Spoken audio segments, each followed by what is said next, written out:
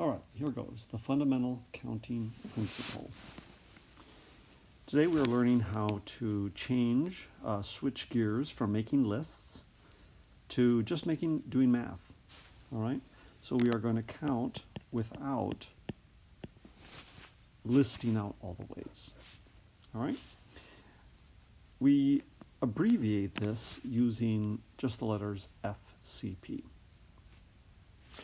And the theory is, if you have n, let's just use the letter n, and if you have the letter m, representing the number of ways that you can do two things, then if you want to find the total number of ways that you can do n and m, you would take n times m, and that will give you the total ways. All right, so here's an example. I'm just going to go through 3 examples. Hopefully you catch on quickly, and this should be an easy lesson.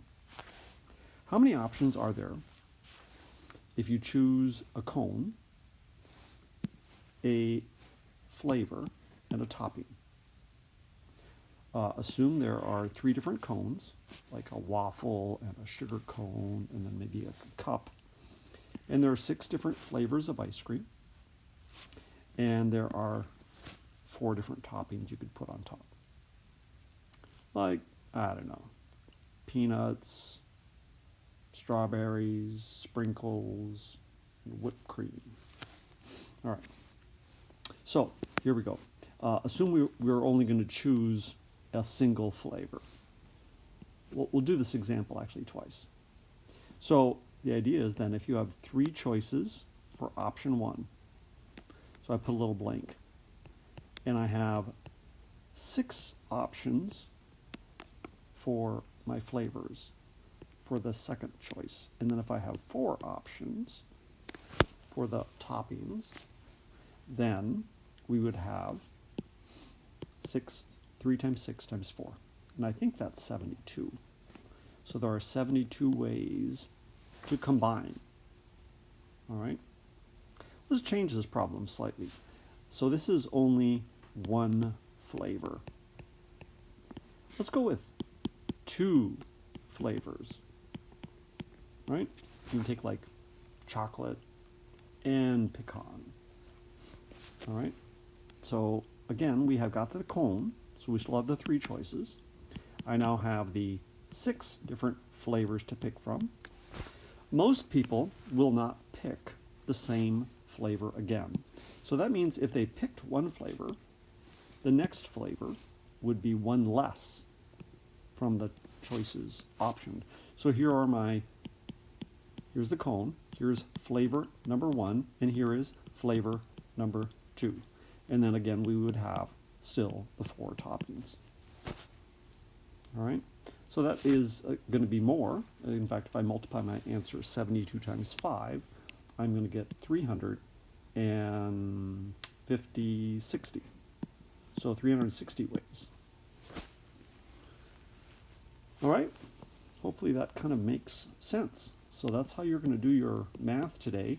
You're not going to make lists. You're not going to draw grids, trees. You can if you want to, but the idea is you just show your math. So here's 2 more quick examples. In chapter 2, we're going to do a lot of examples about playing cards. So in a deck of cards, there are 52 total cards. Well, why are there 52 cards? If you know your card decks, we have 1 through 10, plus a jack, plus a queen, plus a king. That is 13 different cards.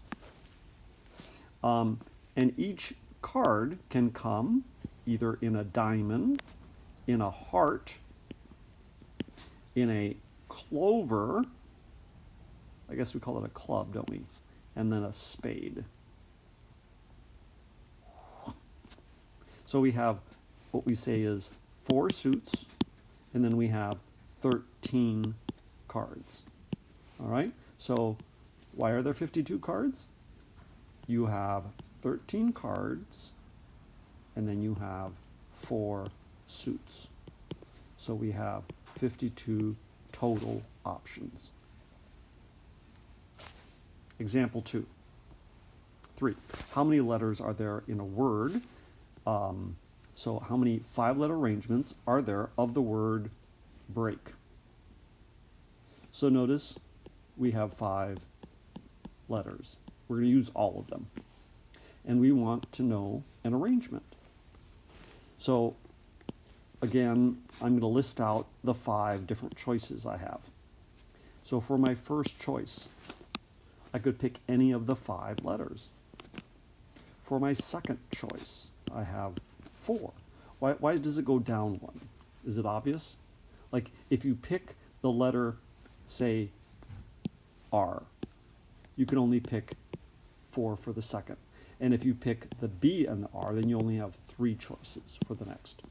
All right? So every time in this scenario, because we can't repeat a letter, it goes down once. And so we have 5 times 4 times 3 times 2 times 1. So we have 120 ways. Yeah? Finally, there is a shortcut for this problem. Yeah? And the shortcut for this problem, we'll talk about this next chapter, or next unit. We do what we call an exclamation. And that's called a factorial in math, not an exclamation. And your calculator has that button. And we'll talk about this in tomorrow's lesson, but there's a short way to do this problem. And that is to say, find this button, and you would type in 5. And so it would take 5 factorial. And your calculator should show you 120. To find that button, you would find it under a key called PRB. Feel free to do that today if you come across a scenario where there is, where you're multiplying a number all the way down to 1. Hopefully that makes sense. So for example, you could just type in 5 factorial and you get 120. All right, so that's the shortcut. Example 4. How many digits are there in a number if we have 4-digit numbers and the number starts with a 5 or a 6? This gets confusing. First of all, we have a 4-digit number. So I've got 4 options to pick from. Now, how many choices do I have for each blank? One of the ways you can think about this is kind of like a blankety blank problem. All right, so for my first one, I have to start with a 5 or a 6. So that means I don't have anything but the 2 options, just the 5 or the 6. How many choices do I have for my second option? Well, I could pick 0, 1, 2, 3, 4, all the way up to 9. So how many digits are there from 0 to 9? Very important that you kind of stare at this number of digits.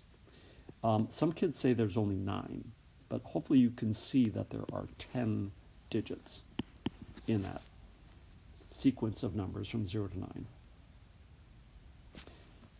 For the second one, does it go down? Can we repeat a number? That's a question, really important question we have to ask ourselves every time.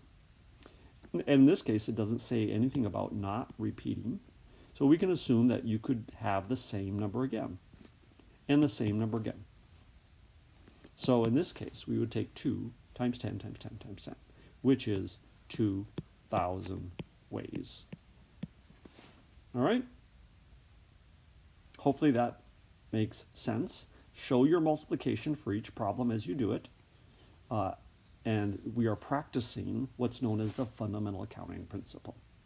So draw your blanks and fill them in. Best of luck.